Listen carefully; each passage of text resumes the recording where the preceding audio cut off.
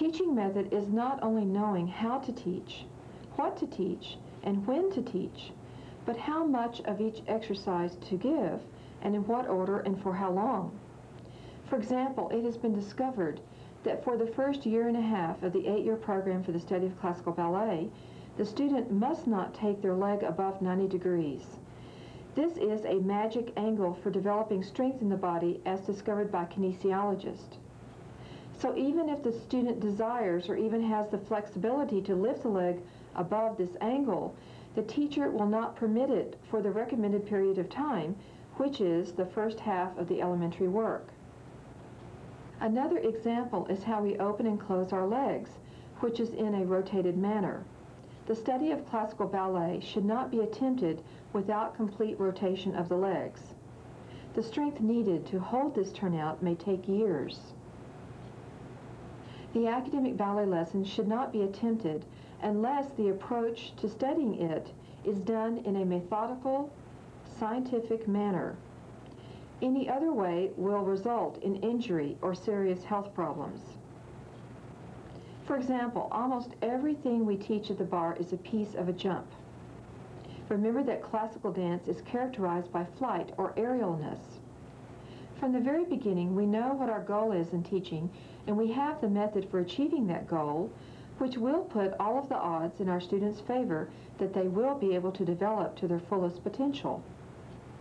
It's a very slow process, and the ligaments, tendons, muscles, and tissues in the body must be carefully prepared to execute these potentially dangerous jumps. Remember, adagio work is simply these jumps performed in slow motion, and point work is the adaptation of these movements onto point. The movements of classical dance are framed in 12 poses of the body. This is equivalent to the 12 chords of music. From these 12 poses, infinite variations can occur. The poses are croisee devant, we have big pose and small pose, croisee derrière, big pose and small pose, effacee devant, big pose and small pose, effacee derrière, big pose and small pose, ecartee devant, big pose and small pose, ecartee derrière, big pose and small pose, first arabesque, big pose and small pose, second arabesque, big pose and small pose,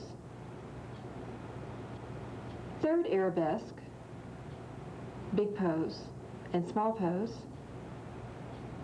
fourth arabesque, big pose and small pose. Then we have attitude croisée and attitude effacée.